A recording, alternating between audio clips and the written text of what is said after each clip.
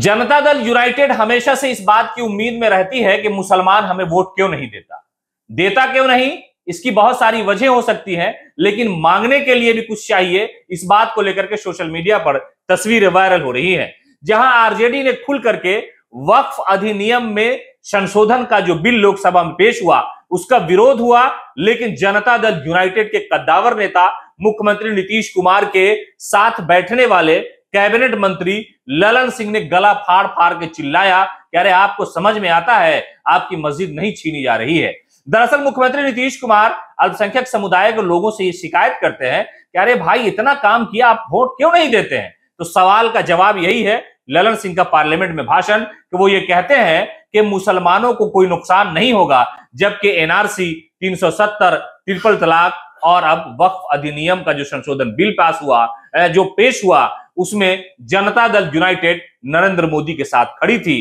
तो ऐसे हालात में सियासी तौर पर जिसका वजूद मिटाने का नारा देने वाले का इल्जाम भारतीय जनता पार्टी पर लगता है, लोग इल्जाम लगाते हैं उसके साथ जेडीयू का गठबंधन है और जेडीयू के नेता मुसलमानों के खिलाफ जो पार्लियामेंट में बिल आता है उसके समर्थन में खड़े होते हैं। तो बताइए लोग वोट कैसे देगा, यह सवाल सोशल मीडिया पर गर्दिश कर रहा है और कहा जा रहा है कि राजद सुप्रीमो लालू प्रसाद यादव और तेजस्वी यादव ने all India Muslim personal law board, जो मुसलमानों का सबसे बड़ा संगठन है, उनके जिम्मेदारों से बातचीत की और उसके अलावा जितने भी मुसलमान के विद्वान हैं उनसे बातचीत की और इस पूरे मामले को लेकर के विरोध जताया। सोशल मीडिया पर तेजस्वी और लालू यादव ने लिखा कि इसमें संशोधन किसी भी कीमत पर कबूल नहीं किया जाएगा, लेकिन वहीं जनता दल यूनाइटेड ने इन सारे मामले को लेकर के खुल करके नरेंद्र मोदी के साथ आ गए। हालांकि जनता दल यूनाइटेड के साथ एक बड़ी पार्टी इस केंद्र में शामिल है, वो है टीडीपी। टीडीपी का नाम आपने सुना कि इस वक्त मोदी की गवर्नमेंट टीडीपी चंद्रबाबू नायडू के भरोसे चल रही है,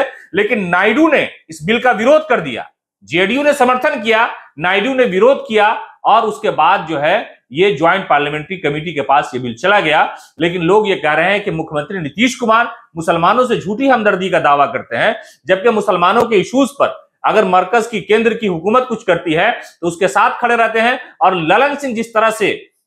एकदम पूरे गुस्से में ये इस बिल का समर्थन कर रहे थे, तो लोग ये कहने लगे कि बीजेपी इतने जोर से इस बिल का समर्थन नहीं कर रही थी, लेकिन अपने आप को सेकुलर पार्टी में शुमार करने वाले जनता दल यूनाइटेड के पूर्व राष्ट्रीय अध्यक्ष कैबिनेट मंत्री ललन सिंह जोर जोर से चिल्ला करके कह रहे थे कि आई एम नाउ हियर, यानी आप हमको नोट कर लीजिए कि मैं यहां खड़ा हूं और मैं इस बिल के समर्थन में हूं। जेडीयू और नीतीश कुमार समर्थन में है, इसलिए लोग सोशल मीडिया पे लिख रहे हैं कि नीतीश कुमार जी आपको वोट नहीं मिलता। उसकी वजह यह है इसलिए कि आरजेडी ने खुल करके इस बिल का विरोध किया, आपने समर्थन किया, फिर भी अगर आप उम्मीद रखेंगे तो शायद ये बेईमानी है। जबकि हकीकत यह है कि वक्फ की जो प्रॉपर्टी है उसको सुरक्षित करने के लिए मुख्यमंत्री नीतीश कुमार 1 अरब रुपया खर्च करते हैं। बिहार में वक्फ की जो प्रॉपर्टी है उसे कैसे सुरक्षित और संरक्षित किया जाए, इसको लेकर के सरकार लगातार अभियान चलाती है, लेकिन उसके बावजूद भी इस वक्फ एक्ट में जो संशोधन का बिल पार्लियामेंट में पेश हुआ